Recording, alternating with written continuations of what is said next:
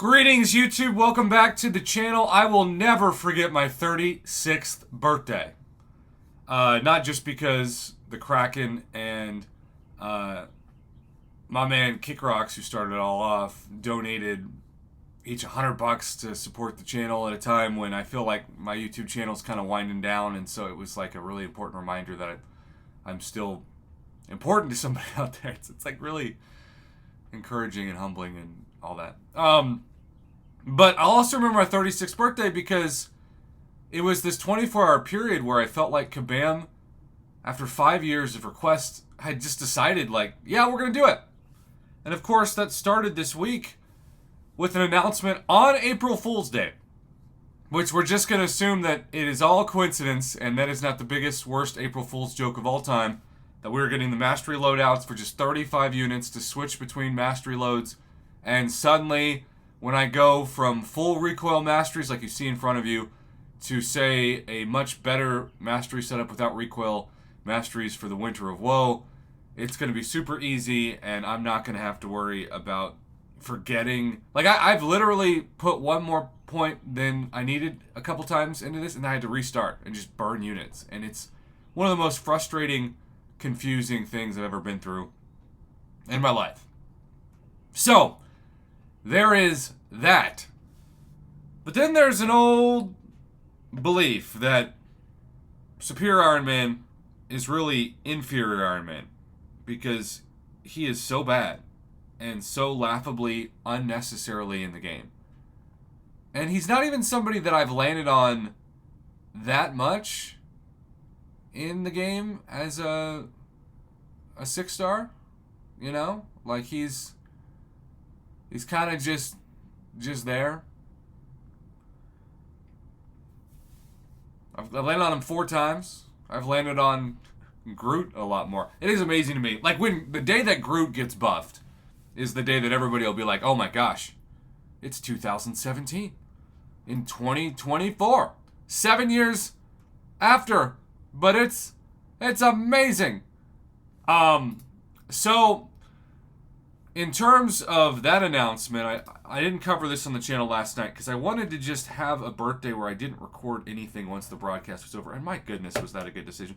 Y'all, I have never made less on YouTube than I have this year, and I've never been happier because I don't have the pressure to constantly produce breaking news. I just don't. I don't do it anymore. When it's convenient, I'll do it. But I'm not going to change my plans to make a YouTube video. And for 6 years, I did nothing but sacrifice plans for YouTube.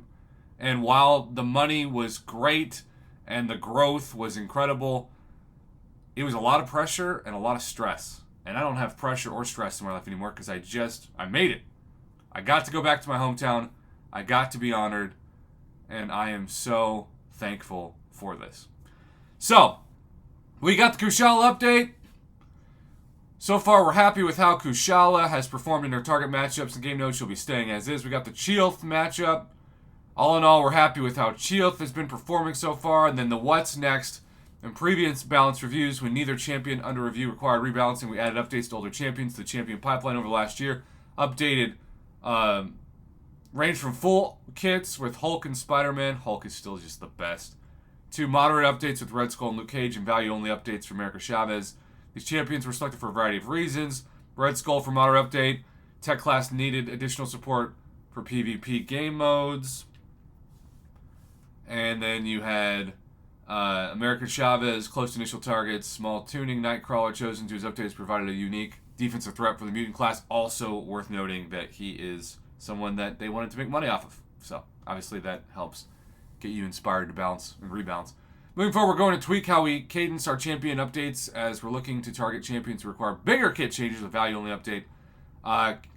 Since these larger scale updates require time, we plan to continue working on updates. Our current target is to release one update every 3 months, starting with an overhaul to Superior Iron Man, releasing later in our second saga. The change to the cadence means that we'll be looking to release one update per saga, regardless of any rebalancing plans.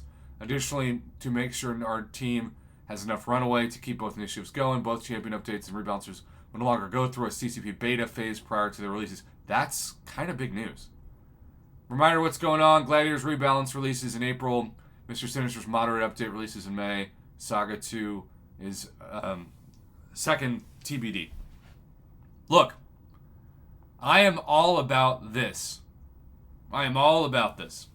If this is like if Kabam wants to do things for the player base that make sense and that help the player base, do this. Do this. That is my biggest takeaway.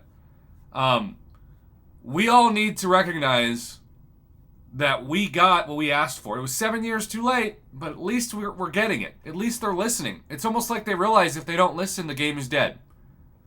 I think that might be a good title. It's almost like if they don't listen, the game is dead. And now they're listening. It's taken years, but the mastery loadouts, the buffs, like, this is really good news. So I don't want people to see the title of this video and think, oh, this is just going to be Mr. Negative. No, I think this is overwhelmingly a positive, complimentary video for Kabam because better late than never.